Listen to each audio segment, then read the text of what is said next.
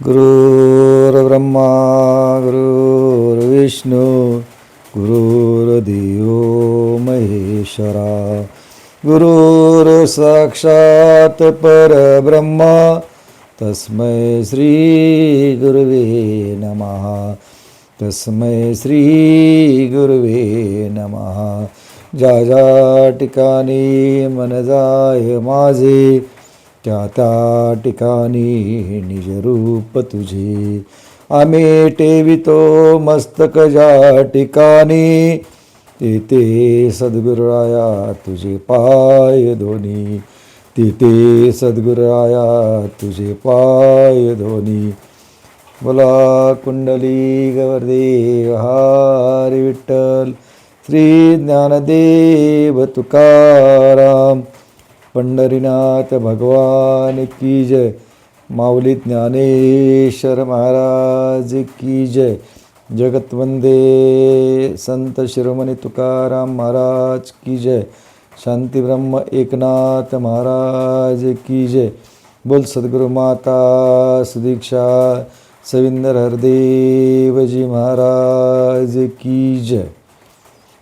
आज या ठिकाणी तुम्ही आम्ही सुंदर अशा वारीच्या माध्यमातून तो प्रवास करून आज पांडुरंगाच्या भेटीसाठी तुम्ही मी आज ती ओढ लागली होती. भेटी लागी जेव्हा लागलीशी आस, कारण त्या भेटीची तळमळ तुमच्या आमच्या जीवनामध्ये पांडुरंगाच्या भेटीसाठी दर्शनासाठी ओढ लागली होती. म्हणून तुम्ही आम्ही आज आळंदीच्या माध्यमातून देहूच्या माध्यमातून आज पालखीच्या माध्यमातून तुम्ही आम्ही आज पंढरपूर या ठिकाणी आज तुम्ही आम्ही आज एकत्र या हरिकीर्तनाच्या माध्यमातून प्रवचनाच्या माध्यमातून आज ईश्वर चिंतन करत आहोत. कारण आज तुमच्या आमच्या जीवनामध्ये काय या संतांचे वर्णोपकार मज निरंतर जागविशी. कारण संत हे परोपकारी असतात. कारण जगतवंदे जगद्गुरू तुकाराम महाराज घ्या, ज्ञानेश्वर माऊली घ्या, शांतीब्रह्म एकनाथ महाराज घ्या, जनाबाई घ्या, चोकामेळा घ्या, संत शेना न्हावी घ्या, कबीरदास घ्या, प्रभू रामचंद्र घ्या, आज श्रीकृष्ण परमात्मा घ्या. प्रत्येकानं त्या युगाने युगे ज्या ज्यावेळेस भूतलावरती अवतारित होऊन मनुष्याच्या देहामध्ये सुंदर असं भक्तीचं दान आज त्यावेळेस जे जे भक्त त्यांच्या आश्रयाला आले त्यांना प्रत्येकाला त्या त्या युगानुसार त्या त्या दृष्टीनुसार त्या भक्तांचं आज संगोपन केलं आणि ते भक्तीचं दान देऊन त्यांच्या जीवनामध्ये सुंदर असं भक्ती दिली. मग आज तुमच्या आमच्या जीवनामध्ये आज तुम्ही आम्ही या वारीच्या माध्यमातून पंढरपूर या ठिकाणी आज सुंदर आपलं नियोजन करते असतात. ते जवळजवळ 3 ते 4 महिने ती वारी कशा माध्यमातून आपल्याला जायचं आहे, नेमकी तयारी काय करायला पाहिजे, वाहनांची तयारी, येणाऱ्या बरोबर सवंगडी आहेत, काही वृद्ध व्यक्ती आहेत, काही तरुण व्यक्ती आहेत, गायक आहेत, वाजवण्याचं साहित्य आहे, सगळ्या काही गोष्टीचं एकत्र करून आज तुमच्या आमच्या जीवनामध्ये तो वारीचा संगम करण्यासाठी प्रत्येकजण अहोरात्र आज नियोजन करते धडपडत असतात. आणि त्या प्रत्येकाला वारी घडावी ह्यासाठी प्रत्येकजण आज उत्सुक असतो. आणि ती वारी करून आज तुमच्या आमच्या जीवनामध्ये आज पंढरपूर या ठिकाणी आज सुंदर असं तुमचं आमचं संगम झालेलं आहे. कारण साधुसंत ज्यावेळेस एकत्र येतात त्यावेळेस हरिकीर्तनाच्या माध्यमातून त्या गजराच्या माध्यमातून प्रत्यक्ष परमात्मा आज तुमच्या आमच्याबरोबर हजर नाजीर असतो. आणि आज या माध्यमातून तुम्ही आम्ही आज प्रत्येकजण भक्ती करतोय. मग प्रभू रामचंद्राच्या माध्यमातून, पांडुरंगाच्या माध्यमातून, श्रीकृष्ण परमात्म्याच्या माध्यमातून आज प्रत्येकजण, परंतु समर्थ एका ठिकाणी सांगतात की बाबा रे नाना देवांच्या नाना प्रतिमा लोक धरिती धरून प्रेमा परी ज्याच्या प्रतिमा तो प्रत्यक्ष परमात्मा आधी ओळखला पाहिजे. कारण समर्थ सांगतात की आम्ही ज्या प्रतिमेच्या माध्यमातून ज्या अवतार कार्याच्या माध्यमातून तुम्ही आम्ही भक्ती करतोय, परंतु ते अवतार आज प्रत्येक युगाला अवतार इथे झाले आणि त्यांचं अवतार कार्य ज्यावेळेस संपलं तर त्यावेळेस पुढं अवतार घेत हा भगवंत त्याचं कार्य चालू असतं. म्हणून साधू संत दुसऱ्या बाजूने सांगतात की जे जे धर्मस्थापनेचे नर ते भगवंताचे अवतार मागे झाले, पुढे होणार हे देणे भगवंताचे.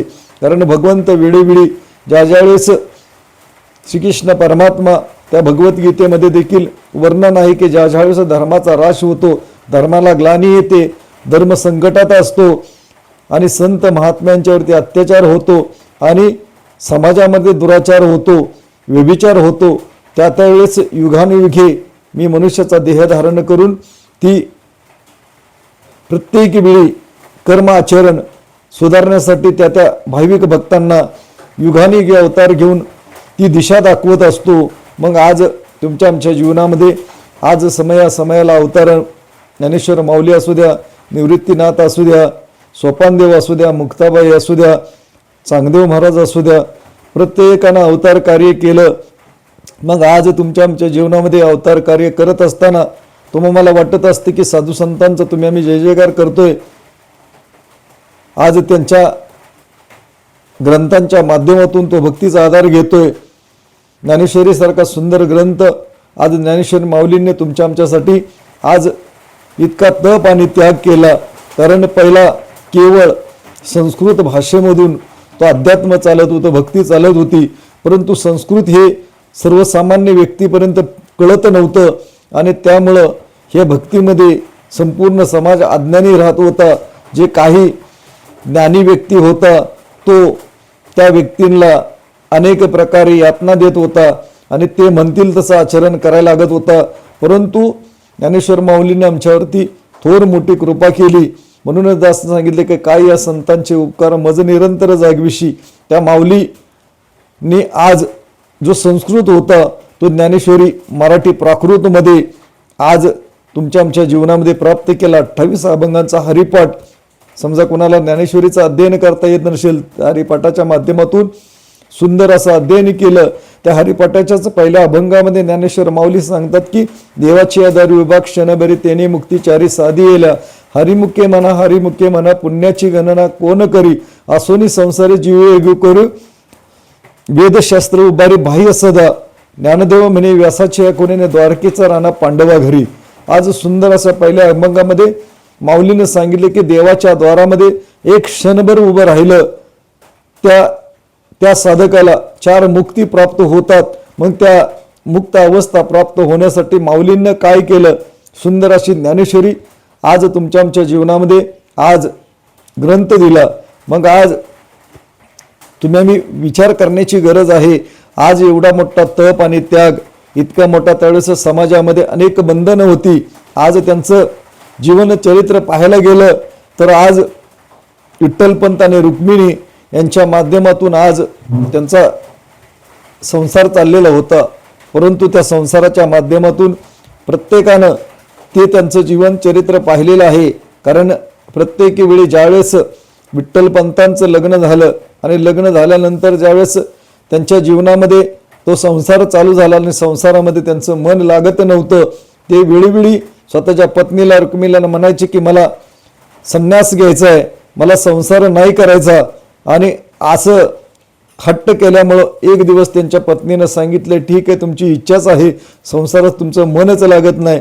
तर वास्तविक पाहता मग तो संन्यास आश्रम घेण्यासाठी विठ्ठलपंतांना परमिशन दिलं, परवानगी दिली.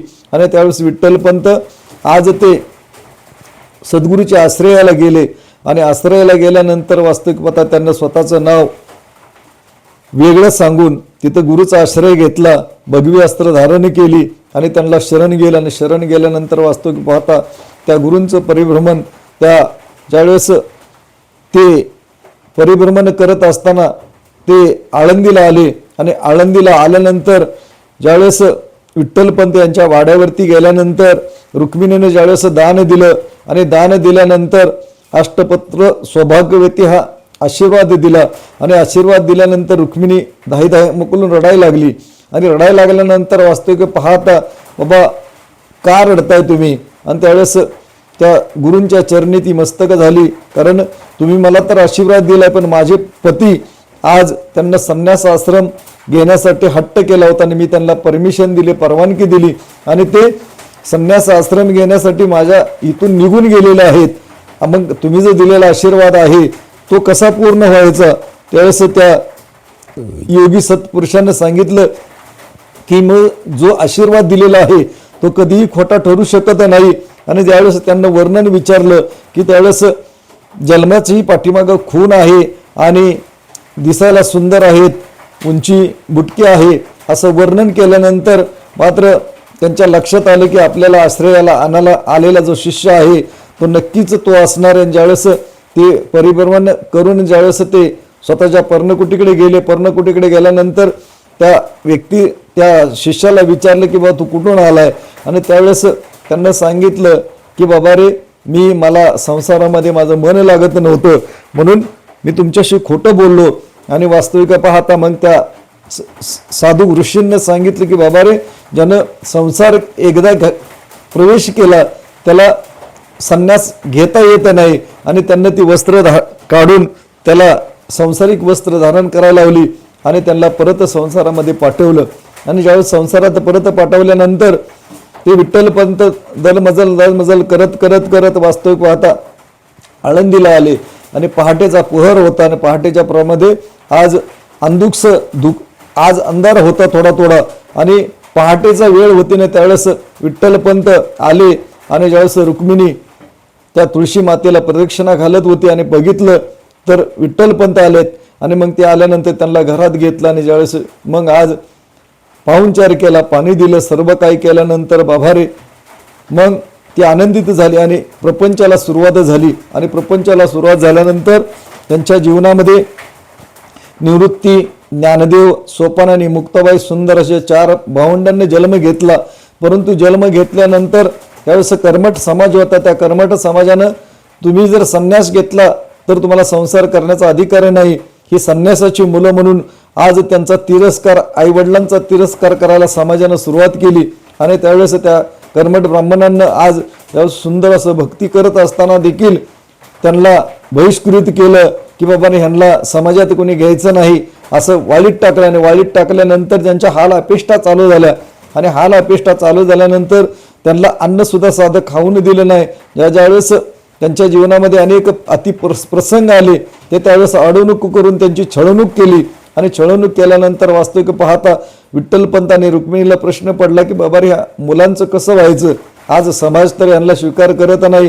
त्यावेळेस त्यांना पैठण या ठिकाणी जे ब्राह्मण लोक होते त्यांच्याकडे गेले आणि म्हणले की असं असं माझ्याकडून अपराध घडलेला आहे आणि मला ह्याच्यातून बाहेर पडण्यासाठी, माझ्या मुलांचं शुद्धीकरण होण्यासाठी, समाजानं माझ्या मुलांचा स्वीकार करण्यासाठी काय उपाय आहे का ग्रंथामध्ये, त्या शास्त्रामध्ये उपाय आहे का. त्यावेळेस त्यांना अनेक शास्त्र चालली गेली, परंतु प्रत्येक पंडितांना ब्राह्मणांना सांगितलं की बाबा कोणताही अधिकार नाहीये आणि त्यासाठी तुम्हाला एकच करावं लागेल की तुम्हाला देहांत प्रायचित्त घ्यावं लागेल, त्यावेळेस त्या मुलांचं शुद्धीकरण होईल. आणि त्यावेळेस विठ्ठलपंतांना सांगितलं ठीक आहे, मला ती गोष्ट मान्य आहे. आणि तिथून पैठणमधून ते आज ज्यावेळेस आले आणि आल्यानंतर वास्तविक पाहता रुक्मिणीने विचारलं की बाबा रे काय नेमका पैठणच्या ज्या पंडित आहेत त्यांना कोणता न्याय केला. तर त्यावेळेस सांगितलं की बाबा रे देहांचं प्रायचित्त आपल्याला त्या धर्मपीठानं सांगितलेलं आहे. आणि त्यावेळेस देहांत प्रायचित्त सांगितलंय म्हणल्यानंतर रुक्मिणी म्हणली मग तुम्ही जर जाणार असेल तर मी सुद्धा तुमच्याबरोबर येणार, कारण मी पाठीमागं थांबून काय करायचंय. त्यावेळेस विठ्ठलपंत म्हणतात अरे वडील नसले तर आईचा आधार असावा. त्यावेळेस सांगितलं की ज्या पांडुरंगानं, ज्या परमेश्वरानं आपल्यावरती एवढी लीला केली त्या परमेश्वरच त्यांचं ते पालन पोषण करेल. आणि ज्यावेळेस मग ती आज विठ्ठलपंताने रुक्मिणी ज्यावेळेस तो दिवस त्यांना निवडला आणि निवडल्याच्या नंतर एक दिवस त्यांना पुरणपोळीचा स्वयंपाक केला आणि पुरणपोळीचा स्वयंपाक केल्यानंतर मुलांना पोटभर जेवू घातलं, त्यांच्या तोंडावरून गोंजरायला लागले. आणि निवृत्तीनाथांना अनेक गोष्टी विठ्ठलपंत आणि रुक्मिणी जवळ घेऊन सांगायला बाबा रे तू मोठा आहेस, आज ज्ञानदेव हट्टी आहेत, त्यांचा हट्ट पुरव. आणि मुक्ताबाई सुद्धा आज लहान आहे, तिच्यावरती माया लाव. आणि ह्या सगळ्या गोष्टी प्राप्त झाल्यानंतर एवढं सगळं का सांगता येते, त्यावेळेस सांगितलं की बाबा रे तू मोठा आहेस, आज ना उद्या तुम्हाला ह्या गोष्टीची आज प्रत्येकानं जबाबदारी घेण्याची आवश्यकता आहे. मग ज्यावेळेस विठ्ठलपंत आणि रुक्मिणी समजत होते आणि दुसऱ्या दिवशी आज ज्यावेळेस दिवस उजाडला आणि त्यावेळेस ते ज्यावेळेस रात्रीचा पहर झाला त्यावेळेस दोघांनाही झोप लागत नव्हती. एकामेकाकडे ते पाहत होते, मुलांच्याकडे पाहत होते, हुंदके देत होते, रडत होते, भरपूर अशा मनाला वेदना होत होत्या. परंतु काय करायचं, धर्मपीठाने दिलेला जो न्याय आहे तो आपल्याला घेतलाच पाहिजे. कारण मुलांचं शुद्धीकरण, आज आपल्या मुलांना समाज स्वीकार करणार नाही, त्यासाठी आपल्याला देहांत प्रायश्चित्त घ्यावंच लागेल. मग आज त्यावेळेस त्यांना देहांत प्रायश्चित्त घेण्यासाठी ज्यावेळेस निघाले त्यावेळेस निवृत्तीनाथांच्या डोक्या शेजारी एक चिठ्ठी लिहून ठेवली होती की बाबा रे की आम्ही देहांत प्रायश्चित्त घेतोय तुमचं शुद्धीकरण होण्यासाठी. आज धर्मपीठाने आम्हाला तो शिक्षा सुनावलेली आहे. तर त्यावेळेस मग ती पत्र निवृत्तीनाथांच्या डोक्याजवळ ठेवतात आणि दोघं निघून जातात आणि देहांत प्रायश्चित्त घेतात. आणि ज्यावेळेस सकाळच उठले जातात, ही मुलं बघतात, आजूबाजूला बघतात, आई वडील दिसत नाही. ते दिसत नाहीत म्हणल्यानंतर वास्तविकता त्यांना पाहिलं तर का बरं दिसत नाहीत म्हणल्यानंतर इकडं तिकडं पाहिलं तर त्यांच्या लक्षात आलं, निवृत्तीनाथांची ती चिठ्ठी बघितली. त्यावेळेस सांगितलं की आम्ही देहांत प्रायश्चित्त घेतलेलं आहे, आम्हाला तुम्ही शोध करण्यासाठी येऊ नका. आणि ज्यावेळेस मग पाहिले गेले, एकामेकाकडे बघून रडायला लागली आणि ती लहान मुलं. आणि वास्तविक पाहता मग आज त्या समाजाला त्यावेळेस प्रत्येक वेळी त्या समाजामध्ये ते जायला गेल्यानंतर भिक्षा मागायला गेले तर त्या लोकांना साधी त्यांना भिक्षा सुद्धा दिली नाही. जर दिलेली भिक्षा असेल तर ती त्यांची झोळी घेऊन मातीमध्ये टाकली आणि मातीमध्ये टाकून ती मातीमध्ये आज मिसळली गेली. आणि आज तुमच्या आमच्या जीवनामध्ये आज आम्ही जय जयकार करतोय, परंतु त्या माऊलींना तप आणि त्याग यातना इतक्या काही समाजाने दिल्या, त्या समाजाला आज तरी देखील त्या समाजावरती माऊलींना स्वतःचं ते आज कारण संत हे उदारमतवादी असतात, त्यांना इतका समाजावरती उपकार करून ठेवला गेला. आज तुमच्या आमच्या जीवनामध्ये ज्यावेळेस त्यांच्या जीवनामध्ये अनेक प्रसंग आहेत आणि ज्यावेळेस ते प्रासंगिक रूपाने ज्यावेळेस ते अरण्यामध्ये आज भटकंती करायला गेले होते आणि भटकंती करायला गेल्यानंतर त्यांच्या पाठीमागे वाघ लागल्यानंतर वास्तविक पाहता त्या निवृत्तीनाथांना एका बाजूनं गुहेमध्ये त्या वाघानं पाठलाग करत नेलं आणि तिथं वास्तविक पाहता निवृत्तीनाथांची गहिनीनाथ वाट पाहत होते. आणि गहिनीनाथांच्या माध्यमातून निवृत्तीनाथांना ब्रह्म साक्षात्कार झाला, आत्म अनुभूती झाली, तो निर्गुण निराकार ईश्वराची प्राप्ती झाली. आणि प्राप्ती झाल्यानंतर आज ज्यावेळेस ती परत भावंड एकत्र झाली आणि एकत्र झाल्यानंतर सुंदर असा ज्ञानेश्वर माऊलींच्या डोक्यावरती हात ठेवला. आणि हात ठेवल्यानंतर वास्तविक पाहता गुरूंचा हात म्हणल्यानंतर ज्ञानेश्वरी सारखा सुंदर ग्रंथ आज तुमच्या आमच्या जीवनामध्ये समाजाने इतका त्रास दिला, नको ते हाल अपेष्ट केले, तरी देखील ज्ञानेश्वरी सारखा ग्रंथ सुंदर आज तुमच्या आमच्या जीवनामध्ये ज्ञानेश्वर माऊलींना कथन करून ठेवला गेला. मग आज संत हे वास्तविक पाहता परोपकारी असतात. संतांचं कार्य हे परोपकाराचंच असतं. कारण काय या संतांचे वर्णोपकार मज निरंतर जागवण्याचं समाजाला कार्य करत असतात. मग तुमच्या आमच्या जीवनामध्ये आम्ही पाहायला गेलं तर आम्ही चिंतन करत नाही. इतका मोठा ज्ञानेश्वरी सारखा सुंदर ग्रंथ आहे, परंतु त्या ग्रंथामध्ये केवळ त्या परमात्म्याच्या विषयी लिहिला अनेक सांसारिक दृष्टांत देऊन ज्ञानेश्वर माऊलींना परमात्मा जगामध्ये कसा काय सत्य आहे आणि माया कशी मिथ्या आहे ह्या सगळ्या गोष्टी समजून सांगितलेल्या आहेत. मग वास्तविक आता संसाराचा कोणताही गंध नसताना सुद्धा ते सांसारिक दृष्टांत देऊन माऊलींना सुंदर असं तुम्हाला समजवलंय.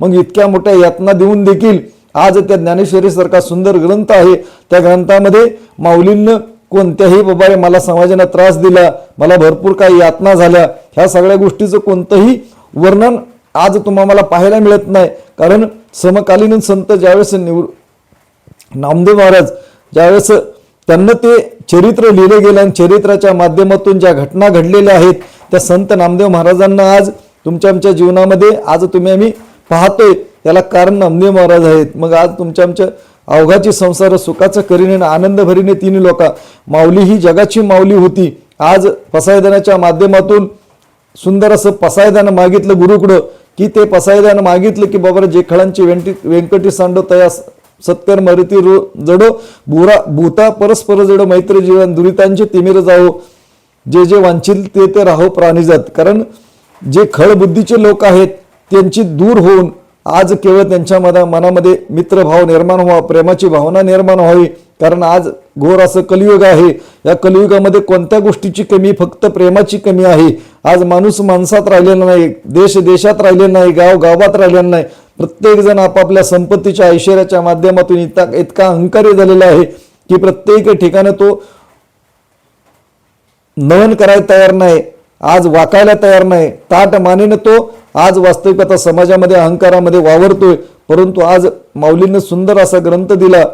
पसायदानं मागितलं की केवळ त्या खळबुद्धीच्या माणसांचं जी खळबुद्धी संपावी, वाईट प्रवृत्ती संपावी, त्यासाठी पसायदानं मागितलं. आणि इतका सुंदर ज्ञानेश्वर माऊलींनी ग्रंथ लिहिल्यानंतर वास्तविक पाहता ग्रंथ पूर्ण झाला आणि निवृत्तीनाथांना प्रश्न विचारला की बाबा रे ज्ञाना, तुला काय मागायचं असेल तर माग, मी तुझ्यावरती खुश आहे. त्यावेळेस माऊलींना वास्तविक पाहता अनेक काही गोष्टी मागता आल्या असत्या, परंतु त्यांना कोणत्याही गोष्टी न मागता केवळ ज्ञानेश्वर माऊलींना त्या निवृत्तीनाथाकडे हट्ट केला. आणि हट्ट केला की बाबा रे, आजपर्यंत गुरु शिष्याची परंपरा होती. एका गुरुने एका शिष्याला ब्रह्म साक्षात्कार आत्मा अनुभूती करून देण्याचा अधिकार होता. परंतु मला तो अधिकार द्या की जे जे भक्त शरण अनन्यभावे शरण येतील, संपूर्ण मायेचा त्याग करून जे जे ईश्वराला शरण येतील, त्या सद्गुरूला शरण येतील, त्याच्या बदल्यामध्ये प्रत्येकाला आत्मा अनुभव आत्मसाक्षात्कार करून देण्याची आज मला आज्ञा द्या. त्यावेळेस माऊलींना निवृत्तीनाथ म्हणतात, अरे तू का हे कार्य करायला लागलाय? आज आपण समाजामध्ये वेदांचं पठण केलं, ग्रंथांचं पठण केलं, तर समाजानं आपल्याला हाल अपेष्टा केल्या. आणि तू तर म्हणतोय प्रत्यक्ष परमात्मा देव आत्मसाक्षात्कार करून द्यायचा आलेल्या व्यक्तीला, आलेल्या भक्ताला समाज आपल्याला खूप छळेल. त्यावेळेस माऊलीने सांगितलं की बाबा रे, संत हे मूर्तिमंत आज अवतार असतात आणि ते अवतार कार्य करण्यासाठी जे जे शरण येतील त्या प्रत्येकाला मला ब्रह्मज्ञान देऊन मला कृतकृत्य करायचंय. मग आज माऊलीनं तो निवृत्तीनाथांच्याकडे हट्ट मागितला आणि हट्टाच्या माध्यमातून ती वृत्ती प्राप्त झाली. मग ज्ञानेश्वरी काय म्हणून त्यासाठी सांगितले की वाचावी ज्ञानेश्वरी, डोळा पहावी पंढरी, वाचावी ज्ञानेश्वरी, डोळा पहावी पंढरी. कारण जो ज्ञानेश्वरी वाचतोय त्याच्या जीवनामध्ये प्रत्यक्ष पंढरी पाहण्याची वृत्ती प्राप्त व्हावी. कारण या ज्ञानेश्वर माऊलीने सांगितले की बाबा रे, ती पंढरी नेमकी कोणती? आज ती पंढरपूर. कारण जेव्हा नव्हते चराचर तेव्हा होते पंढरपूर, जेव्हा होती गोदागंगा तेव्हा होती चंद्रभागा, चंद्रभागेच्या तीरी रसाळ गोमटी, नामामने मी देखील ती पंढरी. कारण चर आणि आचर या शब्दाचा अर्थ होतो जीव आणि सृष्टी. ज्यावेळेस नव्हती त्यावेळेस देखील पंढरपूर होतं. ते पंढरपूर कोणतं? आणि जोपर्यंत माऊलीने जे पंढरपूर प्राप्त करून घेतलं, तुकाराम महाराजांना जे पंढरपूर प्राप्त करून घेतलं, ती प्राप्ती होण्यासाठी सद्गुरूची आवश्यकता आहे. कारण वारंवार काय सांगू, देव सद्गुरू पाशी आहे, गुरु भजनी देव भेटे तत्क्षणी तात्काळ भेटतो. त्यासाठी सद्गुरूची आवश्यकता आहे. आणि मग माऊलींनी निवृत्तीनाथांच्याकडे हट्ट केला की बाबा रे, की जे जेही शरणागती येतील त्या शरणागतीला प्रत्येकाला परमात्म्याचा साक्षात्कार करून देण्याची मला आज्ञा द्या. आणि ती आज्ञा घेऊन माऊलींनी कार्य चालू केले. आणि ते समकालीन संत ते कार्य करत करत करत करत नामदेव महाराजांना ते त्यांचं कार्य चालू असताना वास्तविक पाहता ज्यावेळेस ते तुमच्या आमच्या जीवनामध्ये ते प्रासंगिक रूपानं अनेक संत जीवनामध्ये आले. आणि ज्यावेळेस एक प्रसंग आहे, ज्यावेळेस निवृत्तीनाथ ज्ञानदेव सुपान मुक्ताबाई ज्यावेळेस चांगदेवांचा अवतार देखील त्या काळामध्येच होता. आणि 1400 वर्ष तप चांगदेव करत होते. आणि करत असताना त्यावेळेस त्यांचा मृत्यू यायचा. त्यावेळेस ते स्वतःचं शरीर बदलून दुसऱ्या शरीरामध्ये योग सिद्धीच्या माध्यमातून प्रवेश करत होते. आणि ज्यावेळेस ते समाधीला बसलेले असताना वास्तविक पाहता निवृत्ती ज्ञानदेव सोपान मुक्ताबाई त्यांची भटकंती चालू होती. आणि बघितलं तर ते समाधीस्थ होते आणि आजूबाजूला संपूर्ण प्रेत पडलेली होती. आणि प्रेत पडल्यानंतर मुक्ताबाईने विचारलं की बाबा हे काय? की म्हणले हे चांगदेव स्वामी आहेत आणि हे वास्तविक पाहता समाधीस्थ होतात. आणि समाधीतून ज्यावेळेस बाहेर येतात, त्या ध्यानामधून बाहेर येतात, त्यावेळेस हे मुडदे जिवंत होतात. एवढी योग सिद्धी त्यांना प्राप्त आहे. त्यावेळेस मुक्ताबाई म्हणली त्याला काय अवघड आहे की आज माऊलींना त्यांना वंदन केलं आणि चरणामृत घेतलं आणि त्यांच्या अंगावरती टाकलं आणि ती मुर्दे आपापल्या घरी निघून गेले. आणि ज्यावेळेस चांगदेव महाराजांची समाधी ज्यावेळेस उतरली आणि ते देह अवस्थेत आले त्यावेळेस बघितलं तर आजूबाजूला कोणच दिसत नाही. त्यावेळेस त्या विचारलं गेलं की निवृत्ती ज्ञानदेव सोपान मुक्ताबाई 4 भावंड आली होती आणि त्या मुक्ताबाईनं तो प्रताप त्या चरणामृताच्या गुरुच्या प्रतापानं ती मुर्दे उठून गेले. आणि त्यावेळेस त्यांना जीवनामध्ये मग आज प्रसंग आला की बाबा रे की ज्यावेळेस त्यांना पत्र लिहिलं गेलं आणि पत्र लिहिल्यानंतर वास्तविक पाहता पत्रामध्ये मायना काय लिहायचा. 1400 वर्ष तप केलं होतं परंतु मायना काय लिहावा.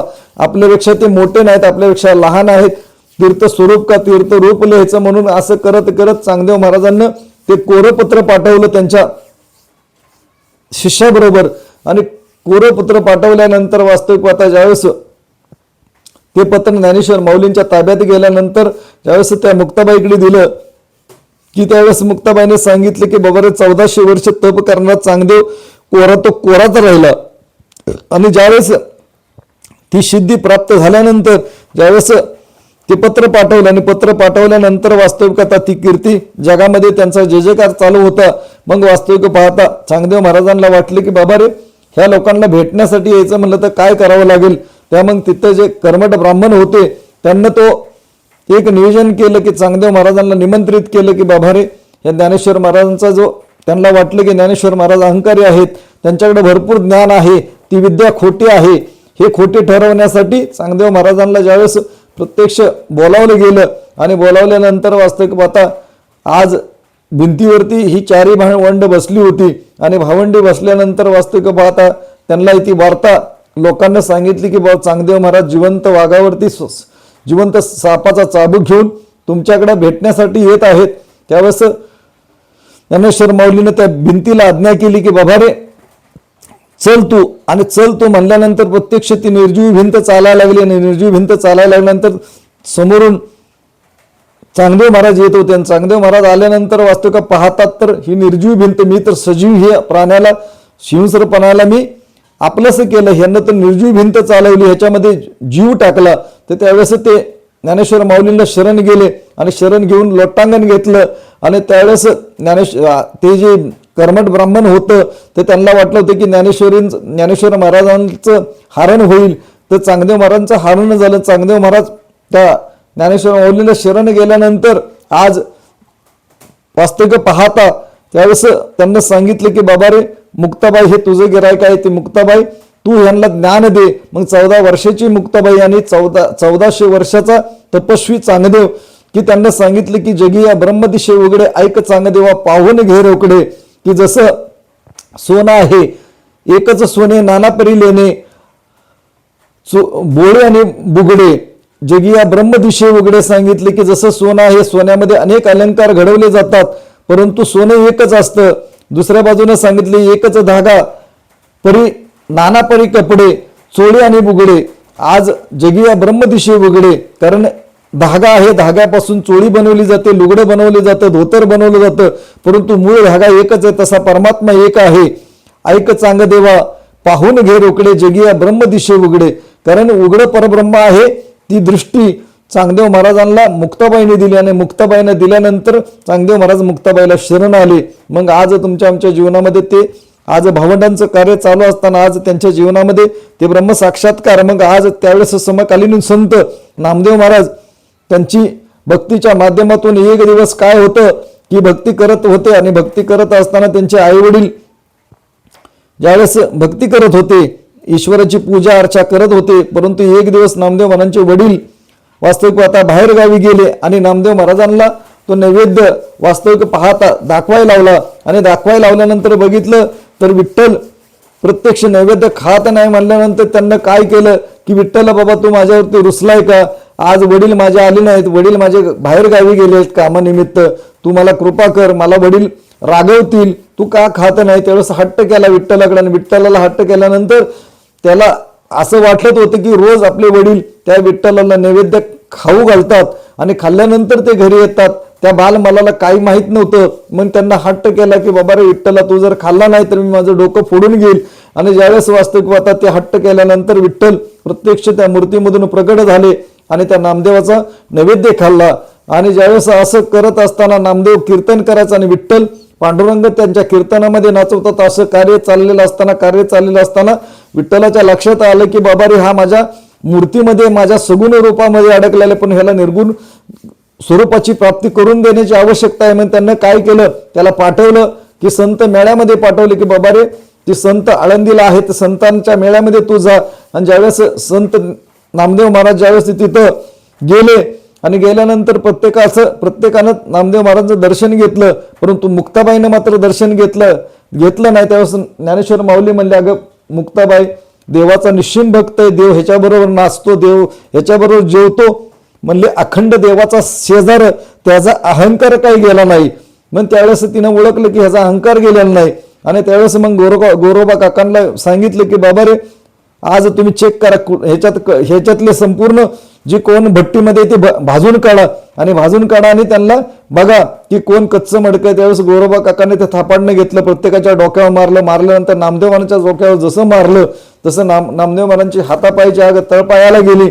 आणि त्यांना सांगितलं की हे कच्चं मडकं आहे. म्हणल्यानंतर नामदेव महाराज तसेच तडक रागाने निघून गेले आणि विठ्ठलाबरोबर भांडायला लागले की विठ्ठला, अखंड तू माझ्याबरोबर कीर्तनामध्ये नाचतोय, मला संपूर्ण काय जेवू घालतोय मी तुला, सर्व काय माझ्याबरोबर तू येतोय. आज त्यावेळेस समकालीन संत सांगतात की 72 वेळा विठ्ठल परमात्मा नामदेवाबरोबर कीर्तनात नाचला, त्याच्याबरोबर जेवू घातला, 72 वेळा प्रगट झाला. मग त्या नामदेवाला देखील त्या विठ्ठलानं सांगितले की अरे नाम्या, तुझी या प्रेमाची या सोय मी लटकाचं खेळ खेळत असं सांगितलं की नामदेवा, हे माझं स्वस्वरूप आहे ते खोटं आहे, माझं स्वरूप आहे ते निर्गुण निराकार आहे, जे येत नाही जात नाही. आणि अशा स्वरूपाला तुला जाणून घेण्यासाठी तुला सद्गुरूला शरण जावं लागेल, त्याला गुरुची. मग त्यावेळेस विठ्ठलानं आवड्या नारदांना नामदेव महाराजांना पाठवलं आणि खेचर स्वामींच्या शरण गेल्यानंतर आज त्यांच्या जीवनामध्ये तो आत्मसाक्षात्कार प्राप्त झाला, त्या विठ्ठलाची निर्गुण निराकाराची प्राप्ती झाली. मग आज देव जवळ असता, कारण केवळ परमात्मा जवळ असलेला परमात्मा निर्गुण निराकार ईश्वर त्यांच्या जीवनामध्ये प्राप्त करून दिला. आणि त्यावेळेस सांगितले की मृग नाभीचा परिमळ आयशे, धोंडे रानवळ आयशे, भ्रांती जाईल केव्हा, गुरुकृपा होईल तेव्हा, आणि गुरुकृपा झाल्यावेळी ब्रह्मशिष्टी दिशी सारी, असं नामदेव महाराज सांगितलं. अखंड विठ्ठलाचं पांडुरंगाचं आज सगुणाच्या माध्यमातून मूर्तीच्या माध्यमातून भक्ती केली, परंतु आज सद्गुरूचा दर्जा श्रेष्ठ आहे. सद्गुरूच्या माध्यमातून मला हा निर्गुण निराकार विठ्ठल परमात्मा प्राप्त झाला, हे त्यांना त्या अभंगाच्या माध्यमातून प्राप्त करून दिलं. मग आज आमच्या जीवनामध्ये आम्ही भक्ती करतोय, त्या भक्तीच्या माध्यमातून खरंच ती भक्ती योग्य आहे का? कारण व्रत करणं, उपवास करणं, साधना करणं, तीर्थाटन करणं, ह्याच्या माध्यमातून परमात्म्याचं चिंतन होते. सर्व काही गोष्टी आपल्या जीवनामध्ये आज पुण्याच्या राशी प्राप्त होतात. परंतु साधू संतांना कोणत्या गोष्टीची प्राप्ती केली? आज ज्यावेळेस श्रीकृष्ण परमात्मा देखील ज्यावेळेस अवतरित होते, त्यावेळेस प्रत्येकाला त्यांना ज्यावेळेस गोपी असू द्या, आज अनेक प्रकारचे भक्त असू द्या, ते भक्त त्यांना शरण गेले. आज शरणी गेल्यानंतर त्यांच्या जीवनामध्ये त्या श्रीकृष्ण परमात्म्यानं उद्धार देखील करून दिला. परंतु ज्यावेळेस श्रीकृष्ण परमात्मा सांगतात की बाबा रे, जे जे मला अनन्य भावे शरणी येतील त्याचं मी जन्ममरण चुकवतो. मग आमच्या जीवनामध्ये त्या गोष्टीची आवश्यकता आहे, ते माझं जन्ममरण थांबवण्यासाठी. ज्यावेळेस अर्जुन आमच्यासारखा मायेमध्ये भ्रमित होता आणि भ्रमित अवस्थेमध्ये पडल्यानंतर त्याला ज्यावेळेस त्याच्या जीवनामध्ये तो प्रसंग आला, ज्यावेळेस कुरुक्षेत्रावरती संपूर्ण युद्धामध्ये रथ नेल्यानंतर त्याला संपूर्ण फिरवलं. एका बाजूला भीष्माचार्य, कृपाचार्य, द्रोणाचार्य आणि माझे संपूर्ण भावमद, मामा, काका, सर्व काही नातेवाईक दिसत आहेत.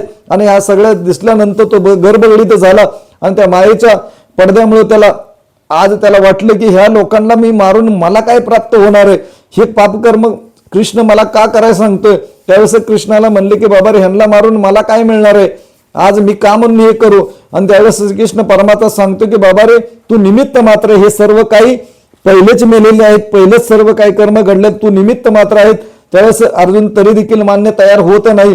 त्यावेळेस श्रीकृष्ण परमात्माने घोर अशा कलियुगामध्ये, घोर अशा कुरुक्षेत्रावरती आज त्यावेळेस ब्रह्मज्ञान त्या तोंडाच्या जबड्यामध्ये दाखवलं गेलं की एका बाजूनं नद्या वाहतात, एका बाजूनं कृपाचार्य, भीष्माचार्य, कौरव, अनेक नातेवाईक, सर्व काही सवार होतोय, जन्म होतोय, सगळं काही त्या तोंडाच्या जबड्यामध्ये पाहिल्यानंतर वास्तविक आता तो अर्जुन भयभीत होता. अरे बाबा रे, तुझं सावळं गोजर रूप मला प्रगट करून दे, मला ह्याची भीती वाटते, मला हे काय पाहायचं नाही. आणि त्यावेळेस निर्गुण निराकार ईश्वराची प्राप्ती त्या अर्जुनाला झाली आणि त्यावेळेस सगुण रूपामध्ये श्रीकृष्ण परमात्मा आला आणि त्यावेळेस त्याचा माया गर्भगडित झाल्याने त्यानं वास्तविकता युद्धाची तयारी केली. आणि तुमच्या आमच्या जीवनामध्ये जे कर्म करत असताना, ज्या निर्गुण निराकार प्राप्त झाल्यानंतर कर्म करत असताना प्रत्येक वेळी तुम्ही मी किंतु परंतु ह्या सगळ्या गोष्टीमधून अर्जुनाला भरपूर काही शंका होत्या आणि शंकेच्या माध्यमातून त्याने अनेक शंका विचारून शेवटी ब्रह्मज्ञान प्राप्त करून घेतलं.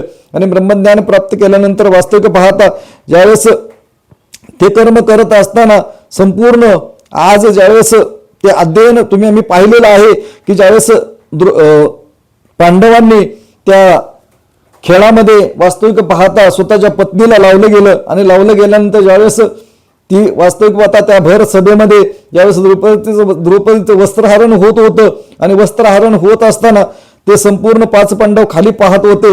कृपाचार्य, भीष्माचार्य, द्रोणाचार्य सर्व काही ऋषी मुनी होते, परंतु कोण सुद्धा पुढे मदतीला येत नव्हतं. आणि ज्यावेळेस तिचं वस्त्रहरण चालू झालं, वस्त्रहरण चालू झाल्यानंतर भरपूर काय ती प्रत्येकाला म्हणत होती की बाबा रे, की मला माझ्यावरती दया करा, कृपा करा, माझी मदत करा. ते 5 पांडवांना हात जोडत होती, ऋषींना हात जोडत होती, सगळ्यांना हात जोडत होती.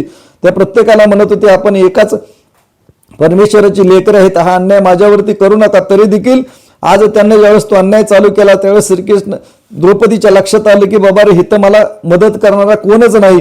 आणि त्यावेळेस द्रौपदीने श्रीकृष्ण परमात्म्याचा धावा चालू केला आणि धावा चालू केल्यानंतर आज प्रत्यक्ष ज्यावेळेस श्रीकृष्ण परमात्मा निघणार तेवढ्यात तिनं काय केलं, पदर दातामध्ये धरला गेला होता.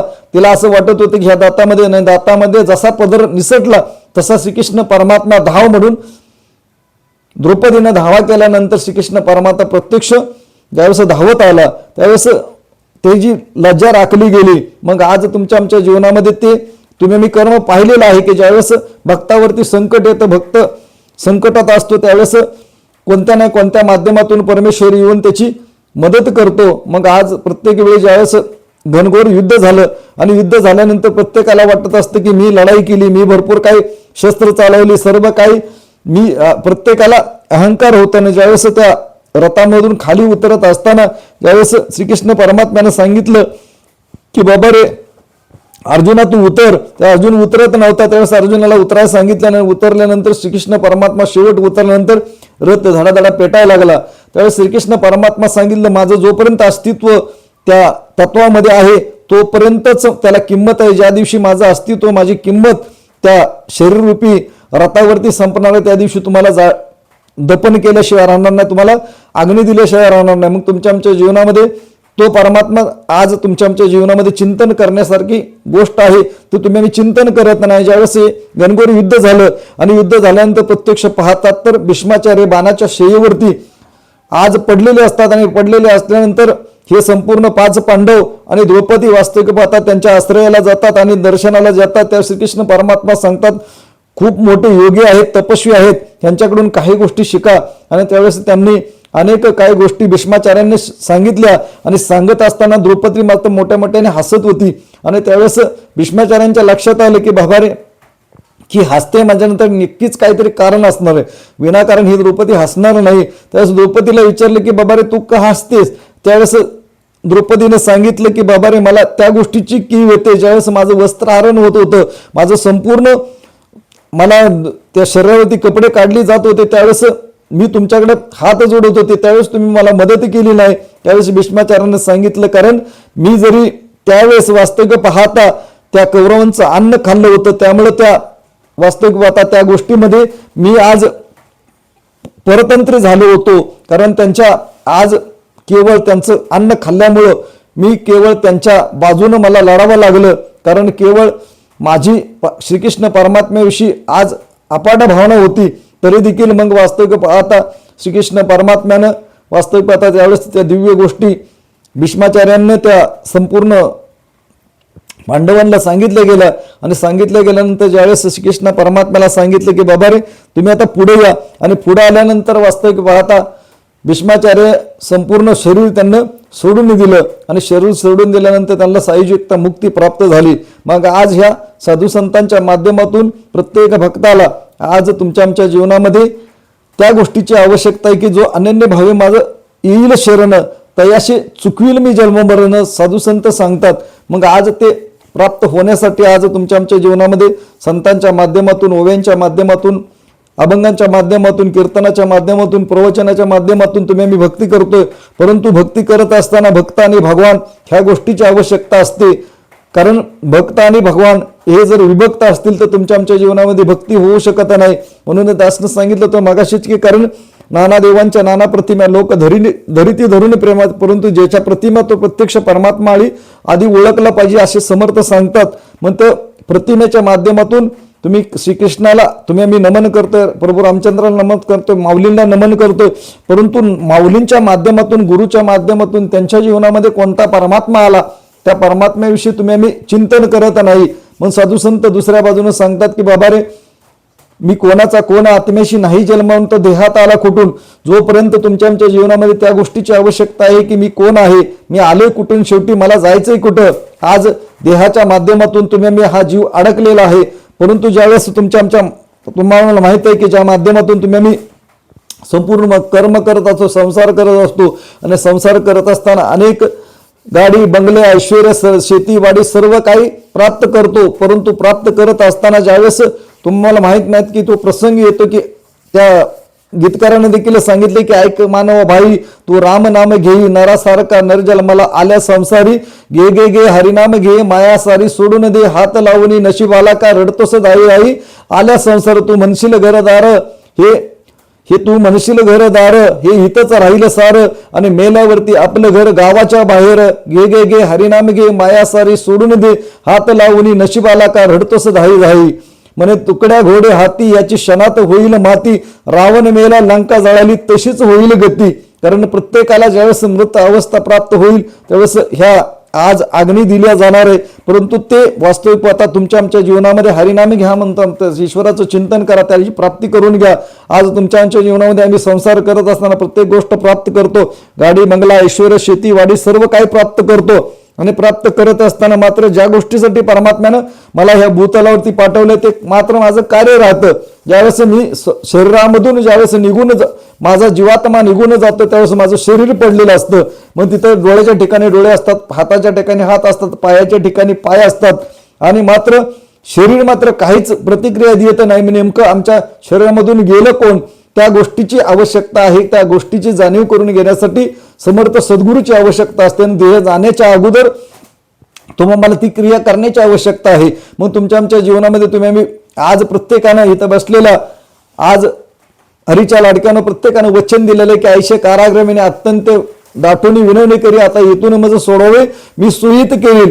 की प्रत्येकानं ज्यावेळेस आईच्या गर्भवासात असताना ज्यावेळेस आईला ज्यावेळेस अनेक प्रकारचं खाण्याची आज्ञा होते, खाण्याचा अनुभव घेते, खारट तिखट जे काय सगळ्या काही गोष्टी असताना आतमध्ये ह्या जीवाला ह्या शरीराला चटके बसत असतात त्यावेळेस या नरक यातनेतून मला सोडव, खाली मुंड वर पाय. आज एवढ्या नरक यातनेमध्ये हा पिंड असतो आणि ज्यावेळेस पिंडी ते ब्रह्मांडी ज्यावेळेस पाहिलं गेलं त्यावेळेस वास्तविक पाहता या नरक यातनेतून मला सोडव, एकदाच सोडव. मी तुझ्या आईच्या गर्भावस्थेला परत त्रास देणार, तुझ्या स्वस्वरूपाला जाणीव करून तुझी ओळख करून घेऊन आईच्या गर्भावस्थेला परत त्रास देणार नाही. परंतु तुम्ही आम्ही पाहतो कारण ज्यावेळेस नसता मायेचा वारा जरी लागला तरी लहान मूल बघा कवा कवा रडतं, आणि रडत असताना वास्तविक पाहता आज त्याला मायेचा वारा लागतो. आणि मायेचा वारा लागल्यानंतर तो इतका काही रममान होतो वास्तविक पाहता की माया त्याला गटकाळा खायला लावते. ज्यावेळेस तसं थोडासा मोठा होतो त्यावेळेस ते हसायला लागतं, रडायला लागतं. त्यावेळेस बघितलं तर आपण तुम्ही बघतो लहान मुलं मध्येच रडत असतं, मध्येच हसत असतं. ते देवाला म्हणतं की तुला कसं फसवलं. कारण तुमच्या आमच्या जीवनामध्ये प्रत्येक वेळी तो ती क्रिया करत असताना तो देवाला फसवतो. म्हणून तो जगतवंदे जगद्गुरु तुकाराम महाराज सांगतात की बाबा रे कार्य नाटविषी त्या कृपाळू देवाशी एकला पोशीशी सर्व जगाशी देवा तुला किरी कुणी दुधाची उत्पत्ती वाढवी श्रीपती सगळे दुनिया तुका म्हणे त्याचे नाव विश्वंभर. कारण जगतवंदे जगद्गुरु तुकाराम महाराज म्हणतात की बाबा रे तुझ्या जीवनामध्ये तू ज्यावेळेस लहान होता त्यावेळेस आईला पाना कोणी प्रगट केला, कारण जोपर्यंत तुमच्या आमच्या जीवनामध्ये कारण नाट्यविषयी त्या कृपा दिवशी एकलाच पोषिशी संपूर्ण जगाचा पालन पोषण करणारा एक परमात्मा आहे, त्या परमात्म्याची प्राप्ती करून घेण्यासाठी मला मनुष्याच्या देहामध्ये परमात्म्याने पाठवलेलं आहे.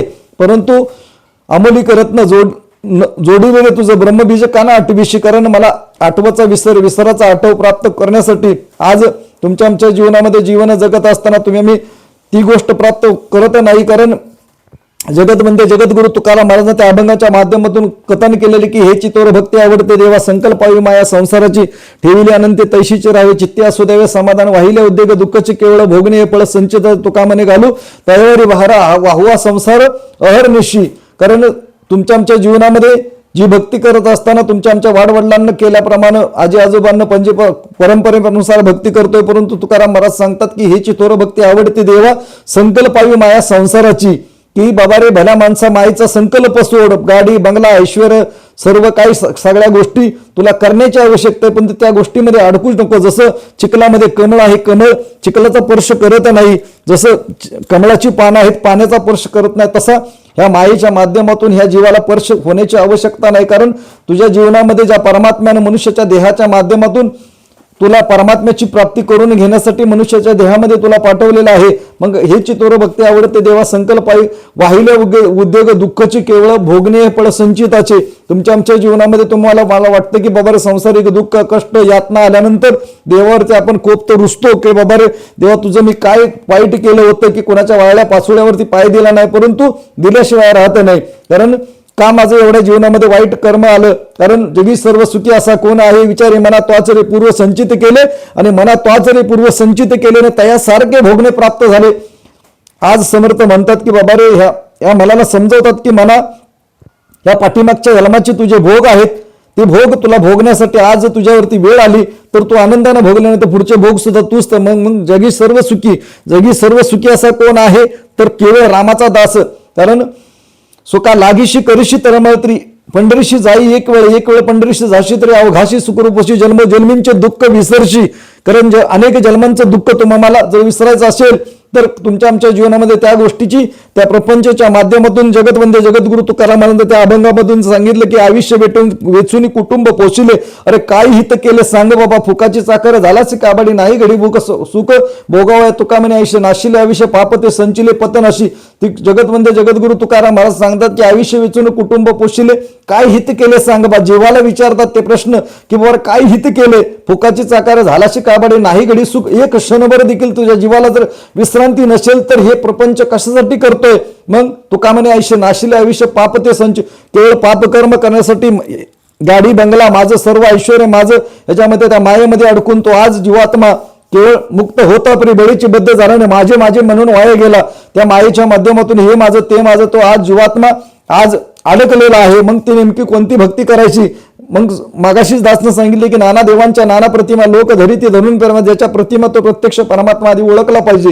कारण त्या परमात्म्याची ओळख करून घेण्याच्या आज तुम्ही प्रतिमध्ये अडकलोय. रामाच्या कृष्णाच्या ज्ञानेश्वर माऊलीच्या जनाबाईच्या प्रत्येक जेवढे नानक असू द्या हजरत पैगंबर असू द्या सगळ्यांच्या आज त्या प्रतिमेमध्ये तो अडकलेला आहे. परंतु त्यांना ती प्रतिमेच्या माध्यमातून आज तुम्ही बघतोय कोण प्रत्यक्ष परमात्मा त्यांच्या जीवनामध्ये सद्गुरूच्या माध्यमातून प्राप्त झाला. परंतु आज तुम्ही आम्ही विचार करत नाही. त्या जगतवंदे जगद्गुरु तुकारामाचा सद्गुरू वाचून सापडेने सोय धरावे ते पाय आधी आपणासारखे करीती तात्काळ नाही काळ वेळ तया लागे, लोह परिसाची नसावी उपमा सद्गुरू महिमा आगातची. तुका म्हणे आज जगतवंदे जगद्गुरु तुकाराम महाराज सांगतात की बाबा रे की आपल्यासारखं करून घेण्याची ताकद केवळ सद्गुरूकडे असते. सद्गुरू ज्यावेळेस मनुष्याचा देह धारण करू येतो युगाने युगे श्रीकृष्ण परमात्मा सांगतो ज्यावेळेस धर्माचा ह्रास होतो त्यावेळेस युगाने युगे मनुष्याचा देह धारण करून मी प्रत्यक्ष परमात्मा म्हणून अवतरित होतो. आज प्रभू रामचंद्र आले, ज्यावेळेस रामचंद्र आले त्यावेळेस रामाने देखील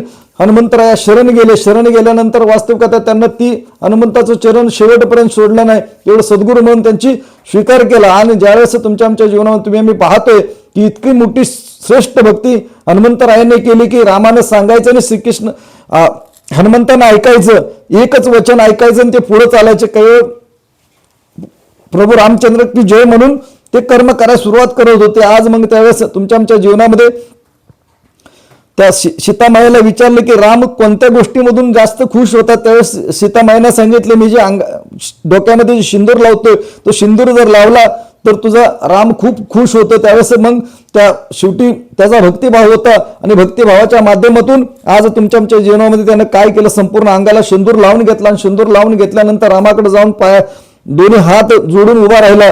तर त्यावेळेस हे काय म्हणल्यानंतर बाबा रे मी सीतामाईला विचारलं की तुम्ही कशाने खुश होताल, त्यावेळेस सिंदूर लावला गेला आणि त्यावेळेस प्रभू रामचंद्र आशीर्वाद घेतला की भक्त म्हणून तुझी संपूर्ण जगामध्ये इतकी काय मंदिर होतील आणि आज तू रामाचा दास म्हणून तुझं प्रगट होतील, प्रत्येक ठिकाणी तुला भरपूर असं स्थान मिळेल. मग आज प्रत्येक गावामध्ये मारुतीचं मंदिर आहे, कारण तो भक्त इतका लीन होता, केवळ रामाचं वचन मांडलं. आणि तुमच्या आमच्या जीवनामध्ये त्या गोष्टीची आवश्यकता आहे, ते डोळसपणे भक्ती करण्याची आवश्यकता आहे. आम्ही त्यासाठी ज्ञानेश्वर माऊलीने सांगितले योग यागी विधी येणे नवी सिद्धी वायाची उपाधी दंभ न भक्ती न कळे निसंदेह सद्गुरु विन अनुभव कैसाकडे सांगितलं की बाबा रे की योग याग विधी यांच्या माध्यमातून माऊलींना स्पष्ट सांगितलं की काही प्राप्ती होणार नाही, तुला भाव महत्वाचा आहे की ईश्वराला प्राप्त करण्यासाठी भाव. आज स्वामी विवेकानंद सारखा तपस्वी अवतार झाला, त्यांना अवतार कार्य करत असताना ते तुमच्या आमच्या जीवनामध्ये माहिती की कालिका देवीची भक्ती करत होते आणि भक्ती करत असताना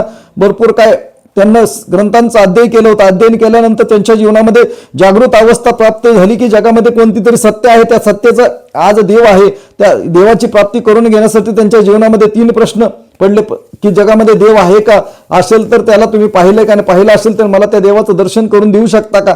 ह्या गोष्टीची जागृत अवस्था त्यांच्या जीवनामध्ये प्राप्त झाली. प्राप्त झाल्यानंतर ते भटकंती करायला लागले होते. त्यावेळेस त्यांना अर्ध्या जगाचं परिभ्रमण केलं होतं आणि त्यावेळेस ते इतके तत्व होते, संपूर्ण ग्रंथांचा अध्याय होता, संपूर्ण त्यावेळेस पदवीधर होते. आणि त्यावेळेस त्यांच्या जीवनामध्ये ते 3 प्रश्न निर्माण झाले. शोधत प्रत्येकाला विचारायचं, पहिला प्रश्न विचारायचे, प्रत्येक जण सांगायचे जगामध्ये देव आहे, तुम्ही त्याला पाहिले का म्हणलं की प्रत्येकानं माना खाली आम्ही त्याला पाहिलेलं नाही. आणि ज्यावेळेस रामकृष्ण परमहंस त्यांच्या जीवनामध्ये आले आणि जीवनामध्ये आल्यानंतर प्रत्यक्ष बघितलं तर त्यावेळेस श्रीकृष्ण आज ज्यावेळेस रामकृष्ण परमहंस जीवनात आले आणि नरेंद्र रूपामध्ये ते भटकंती करत होते. आणि ज्यावेळेस रामकृष्ण परमहंसांना ज्यावेळेस शरण गेल्यानंतर सांगितलं की बाबा रे तुम्ही जगामध्ये देव आहे का, त्याला तुम्ही पाहिले का, आणि पाहिलं असेल तर मला त्याची अनुभूती करून देऊ शकता का, मला ओळख करून देऊ शकता का, आत्मसाक्षात्कार करून देऊ शकता का. त्यावेळेस परमहंसानं सांगितलं तू जसा मला बघतोय, मी जसा तुला बघतोय, प्रत्यक्ष मी त्या परमात्म्याची अनुभूती करून घे, मला मी ती प्राप्त केलेलं आहे, मग त्या गोष्टीची मला प्राप्ती होऊ शकते का. त्यावेळेस सांगितलं की तुला देखील त्या गोष्टीची प्राप्ती होईल, परंतु तत्ववेत्ता आहे, तू भरपूर ग्रंथांचा अध्ययन केलं, तू भरपूर काय अभ्यास केलाय, संपूर्ण जगाचं परिभ्रमण केलं, तुला फक्त अनन्यभावे मला शरण यावं लागेल आणि शरण येण्याच्या बदल्यामध्ये तुला ब्रह्मज्ञानाची प्राप्ती होईल. त्यावेळेस नरेंद्रने कोणताही विचार नाही केला, त्या गुरुच्या चरणावरती लोटांगण घेतलं आणि रामकृष्ण परमहंसांच्या माध्यमातून ते ब्रह्मज्ञान प्राप्त झाल्यानंतर वास्तविक आता स्वामी विवेकानंद म्हणून परमहंसानं त्याचं नाम घोष केला. आणि वास्तविक आता जगाला त्या प्रेमयोग भक्तियोग ह्या सगळ्या माध्यमातून स्वामी विवेकानंदानं संपूर्ण जगामध्ये परिभ्रमण करून केवळ भक्तीचं दान दिलं. मग साधू संतांना वास्तविक आता ते जीवन जगत असताना प्रत्येक साधू संतांना ते जीवन ह्या समाजासाठी समर्पित केलं. ग्रंथांच्या माध्यमातून, अभंगांच्या माध्यमातून आज जगतवंदे जगद्गुरु तुकाराम महाराजांचा इतिहास पाहायला गेलं, त्यांचं जीवनचरित्र पाहायला गेलं तर सुंदर असे जीवनचरित्र होतं. आज त्यांचा वास्तविक आता वडिलांचा वडील वर्जित वाण्याचा व्यापार होता आणि व्यापार असताना वास्तविक पाहता त्यांचं जीवन ज्यावेळेस जन्म झाला आणि जन्म झाल्यानंतर वास्तविक पाहता त्यांच्या जीवनामध्ये विठ्ठलाचा छंद लागला, इतका विठ्ठलाचा छंद लागला की ते प्रत्येक मंदिरामध्ये जाऊन बसायचे, हरि कीर्तन करायचे, त्या ईश्वराच्या चिंतनामध्ये रममान व्हायला लागले ना. एवढं सगळं पाहिल्यानंतर त्यांच्या आई वडिलांच्या लक्षात आलं की बाबा रे आज ह्याला प्रपंच थाटण्यासाठी ह्याला लग्न केल्यानंतर हा थोडासा देव ईश्वरापासून, ईश्वर चिंतनापासून, भक्तीपासून थोडा बाजूला जाईल आणि त्यासाठी त्यांचं विवाह केला. आणि विवाह केल्यानंतर देखील त्यांच्या मनामध्ये जे वैराग्य परमात्म्याविषयी जी चिंतन होतं ते भजन करणं, कीर्तन करणं, आज त्यावेळेस त्यांच्या जीवनामध्ये आज अनेक प्रसंग आहेत. त्यावेळेस त्यांचं जीवन चाललेलं असताना ते सतत त्यावेळेस त्यांची बायको त्यांचा अभंग देखील आहे की तुकोबाची कांता सांगे लोकापाशी, माझा बाई वेडा जातो पंढरीशी, माझा 14 बहिणी नांदती सुखाने, माझी दैव रेखा ओढावली. आज तुका म्हणे कांते ऐशेनं बोलावे, शरण धरावी विठोबाचे. एवढं मोठं जरी वर्णन केलं की तुकोबाची कांता सांगे लोकापाशी, माझा वेडा जरी म्हणलं तरी कांताबाईला देखील तुकाराम महाराजांनी ते वचन काढलं की बाबा रे तुका म्हणे कांते आईशीनं बोलावे चरण धरावे विठ्ठलाचे प्रत्यक्ष परमात्म्याचे चरण धरायला सांगितलं. मग तुमच्या आमच्या जीवनामध्ये त्या परमात्म्याची प्राप्ती होण्यासाठी जगतबंधे जगद्गुरु तुकाराम महाराजांनी कितीतरी अभंग आज समाजानं ज्यावेळेस वेदांचं पठण चालू होतं, अभंगांचं कथन चालू होतं, कीर्तन चालू होतं, त्यावेळेस त्यांना अनेक ब्राह्मणांनी अनेक त्रास दिला. त्यावेळेस देखील त्यांना सांगितलं की वेदांचा तार्थ आम्हाशीच ठावा येण्याने तो भावा वाहर व्हावा माता, की सांगितलं की वेद अनंत बोलला विठोबाशी शरण जावे. कारण वेदांचा तार्थ एवढाच आहे की बाबा रे विठोबाला शरण जाणं. आणि ज्यावेळेस तुमच्या आमच्या जीवनामध्ये ते पठण चालू असताना ज्ञानेश्वर माऊली असू द्या, तुकाराम महाराज असू द्या, ज्यावेळेस सुंदर असं वास्तविक वाहता जीवन चाललेलं असतं, भक्ती मार्गाचं जीवन चाललेलं असताना त्यावेळेस त्यांच्या जीवनामध्ये परमात्म्याची प्राप्ती होण्यासाठी त्यांना प्रत्येकाला प्रश्न ते देखील प्रश्न पुसावेशी वाटे माझा जो जो भेटेल त्याशी देव कृपा करील काय राज राखील. दुसऱ्या बाजूने दुसरा एक अभंग आहे की बाबा रे कन्या सासवी तशी जाई मागे परतून पायी कैशी वाटे माझी जेव्हा कधी भेटशी केशवा जीवना वेगळी मासुळी तैसा तुका तळमळी. कारण तुकाराम महाराज सांगतात की माशानं पाण्यातून बाहेर पडावं आणि त्या पाण्याच्या अस्तित्वासाठी तडपडावं, की जसं मुलीनं नांदायला जावं आई वडिलांच्या भेटीसाठी परत कधी भेट होण्यासाठी मागं फिरून बघावं, तशी तळमळ जगतमध्ये जगद्गुरु तुकाराम महाराज परमेश्वराच्या भेटीविषयी होती. परंतु हे चिंतन करत असताना मंथन करत असताना संसाराची राख रांगोळी झाली आणि राख रांगोळी झाल्यानंतर देखील त्याच्या लक्षात आलं की बाबा रे ज्यावेळेस दुष्काळ पडला संपूर्ण हानी झाली आणि संपूर्ण हानी झाल्यानंतर त्याच्या लक्षात आलं की बाबा रे इथं कोणतरी सत्ता आहे, ती सत्ता ही संपूर्ण कालचक्र चालवते. त्यावेळेस त्या परमात्म्याचं दर्शन होत नाही म्हणून त्यांना काय केलं की 14 दिवसाचं अनुष्ठान केलं. भंडारीच्या डोंगरावरती गेले आणि 14 दिवसाचं अनुष्ठान केलं. अन्न पाणी सगळं सोडून दिलं आणि ज्यावेळेस नामस्मरणामध्ये दंग झाले त्या विठ्ठलाचा धावा करायला लागले. आणि ज्यावेळेस 15 दिवसानंतर त्यांच्या जीवनामध्ये बाबा चैतन्याच्या माध्यमातून तो निर्गुण निराकार परमात्मा प्राप्त झाला म्हणून त्यांना अनुभव देखील सांगितलं की 15 दिवसा माझी झाला साक्षात्कार विठ्ठल भेटला म्हणजे निर्गुण निराकार. कारण सद्गुरूच्या माध्यमातून निर्गुण निराकार विठ्ठल माझ्या जीवनामध्ये प्राप्त झाला त्यांना सांगितलं. मग आज त्यांच्या जीवनामध्ये सुंदर सुंदर अभंग आहे की बाबा रे जाऊ देवाची गावा जाऊ देवाची गावा देव देईल विसावा जाऊ देवांची गावा देवा सांगू सुख दुःख देवाने वारील दुःख जाऊ देवांची गावा जाऊ देवांची गावा तुका म्हणे आम्ही बाळे या देवाची लढवाळे जाऊ देवांची गावा.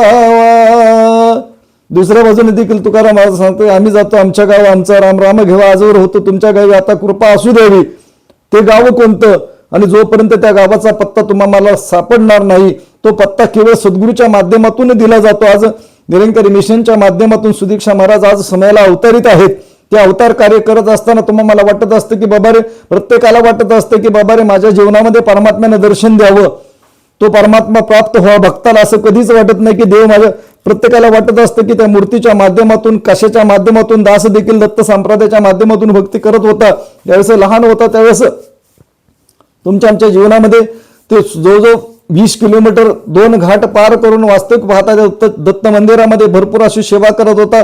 आणि सेवा करत असताना तिथनं साधूंचा आश्रय घेऊन आणि ज्यावेळेस संपूर्ण सेवा चहा पान सर्व काही करून झाल्यानंतर ते लोकांची सेवा केल्यानंतर दास ज्यावेळेस 7वी मध्ये होता त्यावेळेस तो हायस्कूलमध्ये शाळेमध्ये तिथली सेवा करून येत होता. परंतु वास्तविकता ती भक्ती करत असताना त्याच्या मनाला वाटत होतं की ईश्वर कसा प्राप्त होणार, कशामुळे माझ्या मनाला समाधान होईल, मला कशाच्या माध्यमातून मला शांती वाटत नव्हती. ती भक्ती मी करत होतो परंतु मला एकदम उदास अवस्था होती. ज्यावेळेस ती अवस्था प्राप्त होत असताना त्यावेळेस तिथे दोन जण गुरुच्या रूपामध्ये होते, पंचमगिरी महाराज आणि सदा महाराज होते. आणि त्यांचे ज्यावेळेस मी नामस्मरण करत होतो त्यावेळेस माझी अवस्था त्यांना पाहिल्यानंतर वास्तविकता बघितलं तर ह्याची अवस्था द्विधा मनस्थितीमध्ये हा कुठंतरी चांगल्या गोष्टीसाठी शोधाचा आहे. ज्यावेळेस माझी मनस्थिती त्या चिंतनामध्ये लागत नव्हती कारण मला कोणत्या माध्यमातून ईश्वराचा साक्षात्कार देव कसा भेटेल ती वृत्ती माझ्या मनामध्ये प्राप्त झाली होती. ज्यावेळेस माझी ती अवस्था प्राप्त होत नव्हती, एकाग्र अवस्था प्राप्त होत नव्हती. मग वास्तविक पाहता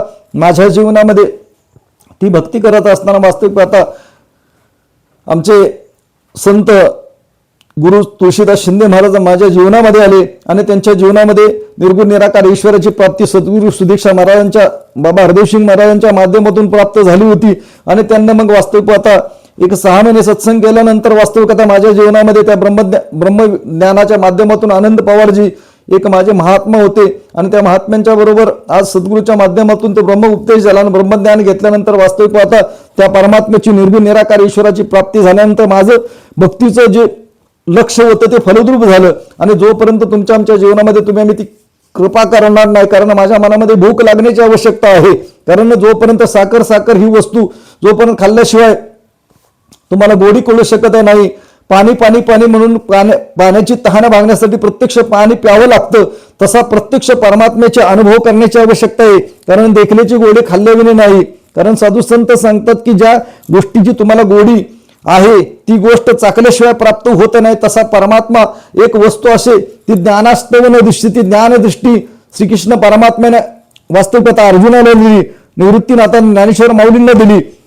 आज प्रत्येक ज्या श्रीकृष्ण परमात्म्याला आज प्रत्यक्ष संदीपानीच्या माध्यमातून राम म्हणून सांगतात की राम राम अवघेची म्हणती कोणी न जाणते आत्मा राम. राम हा कालचा स्तुत अनंत युगीचा आत्मा राम. रामाशी का राम ठावा असता का शरण जाता वशिष्ठ मुनीशी. रामासारखा अवतार झाला, वशिष्ठ मुनीला शरण गेला. ज्ञानेश्वर माऊली निवृत्तीनाथांना शरण गेले. आज प्रभू रामचंद्र संदीपानींना शरण गेले. आज 1400 वर्ष तप करणारा चांगदेव महाराज 14 वर्षाच्या मुक्ताबाईला शरण गेला. संत शिरोमणी नामदेव महाराज आमचे खेतर स्वामींना शरण गेले. मग आज तुमच्या आमच्या जीवनामध्ये सहज जर महात्म्यांना म्हणले की बाबा रे तुम्हाला सद्गुरूची आवश्यकता आहे, सद्गुरूला शरण गेल्याशिवाय तुमचं जन्ममरण थांबणार नाही, सद्गुरूशी जाय शरण त्याचं जन्ममरण थांबलं जातं. मग तो सद्गुरू माझ्या जीवनामध्ये आलाय का? आणि जोपर्यंत तुमच्या आमच्या जीवनामध्ये त्या सद्गुरूची आवश्यकता आहे, आज तोपर्यंत तुम्ही देवी देवतांच्या पूजन भजन करणारी व्यक्ती आहोत, ती त्याच्यामध्ये परमात्म्याला शोधतोय. परंतु साधू संतांना कोणत्या परमात्म्याचा शोध घेतला? आज मृत्यूच्या माध्यमातून त्यांनी भक्ती केली, परंतु तो निर्गुण निराकार ईश्वर त्यांच्या जीवनामध्ये कसा प्राप्त झाला त्या गोष्टीचे आज ज्ञानेश्वर माऊली देखील सांगते की बाबा रे अव्यक्त निराकार नाही ज्या आकार चेतून चराचर हरीशी भजे. की बाबा रे ज्याला आकार नसणारा परमात्मा तो निर्गुण निराकार आहे, त्याला संपूर्ण जगत भजन करते, पूजन करते. परंतु दुसऱ्या बाजूने सांगतात की त्रिगुणे आसार निर्गुणे सारा विचार हरिपाठ. दुसऱ्या बाजूने त्या अभंगाच्या माध्यमातून देखील सांगितले की आज सोनियाचा दिन वर्ष अमृताचा गुण हरी पाहिला रे पाहिला. की प्रत्यक्ष परमात्म्याची अनुभूती करून घेतली. हा अनुभव ज्ञानेश्वर माऊलींचा आहे. मग आज वास्तविकता माझ्या जीवनामध्ये त्या परमात्म्याची अनुभूती होण्याची आवश्यकता नाही का?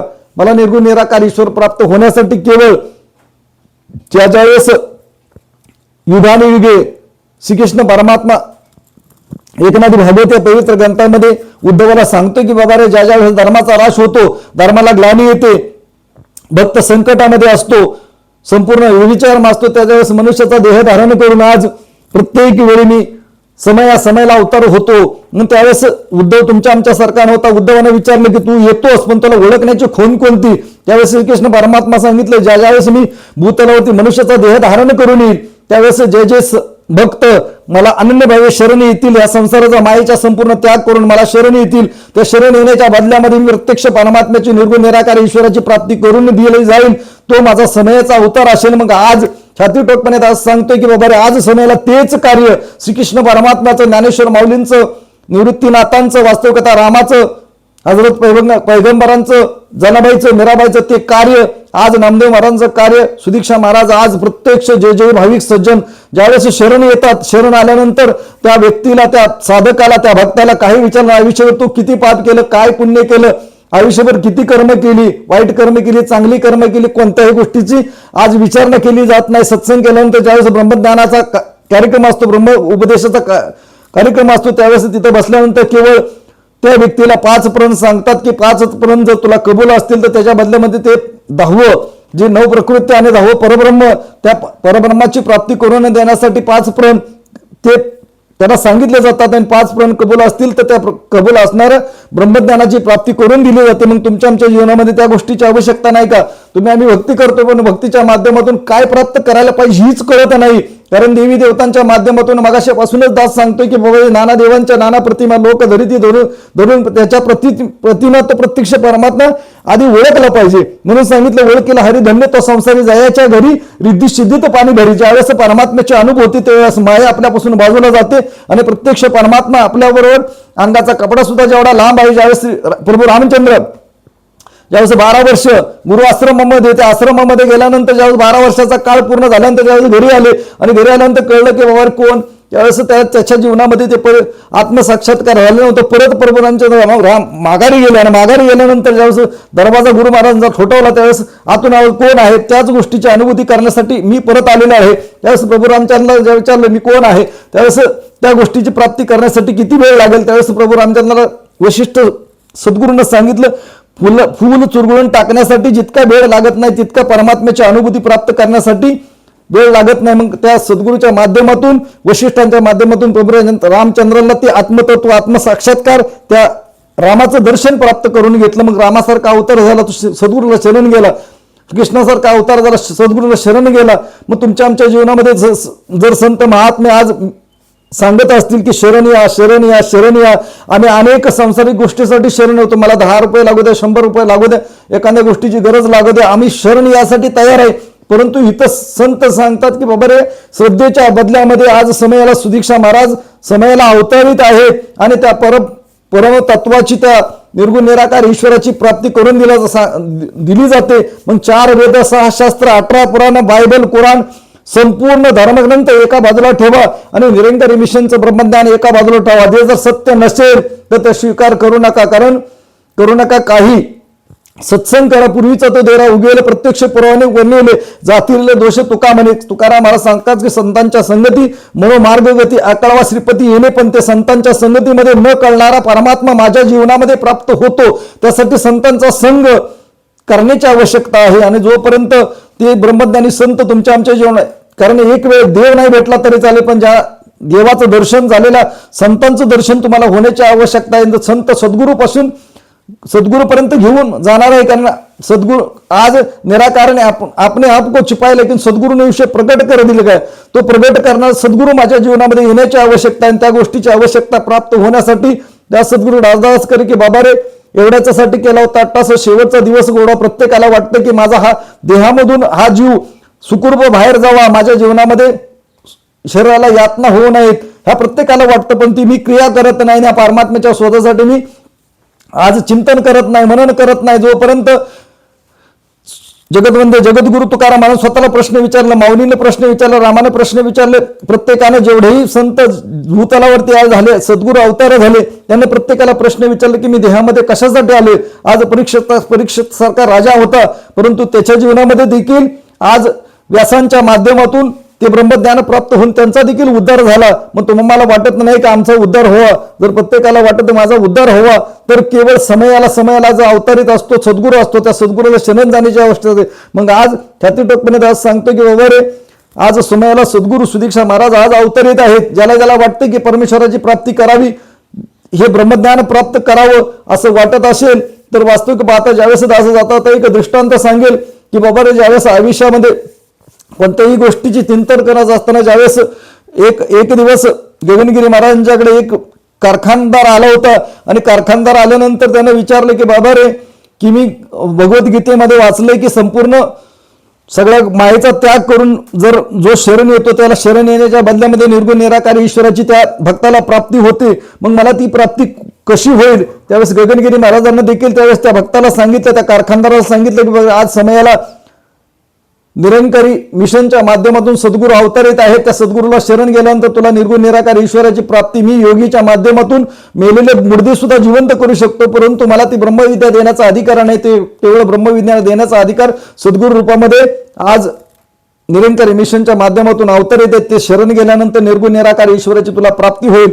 मग आज तुमच्या आमच्या जीवनामध्ये आज आम्ही विचार करत नाही, त्या विचार करण्याची गोष्ट आहे. साधू संत सांगतात की जगतवंदे जगद्गुरु तुकाराम मला सांगतात का रे क्षणक्षणी करावा हाची विचार तरावे पर मावशिंत नाशिवंत देह जाणार असं कळावी शका तो काळ सावधान संत समागमे धरून आवडी करावी तातडी परमात्म्याची तुका म्हणे हे लुकीच्या वेळे जाती घडी पुन्हा नाही. की जगतवंदे जगद्गुरु तुकाराम महाराज तुझ्या आयुष्यातनं गेलेले क्षण परत तुझ्यासाठी येऊ शकत नाही. जसं एखाद्या झाडाचं तोडलेलं पान परत जोडू शकत नाही, तसा गेलेला श्वास तुमच्या आमच्या जीवनासाठी परत नाही. मग त्यासाठी ते श्वास जाण्याच्या अगोदर, कारण एक घडी आदिशे पुनिया तुलसी संगत साधकी कोटी कटे अपराध कोट्यावधी अपराधांचा नाश केवळ सद्गुरू करू शकतो.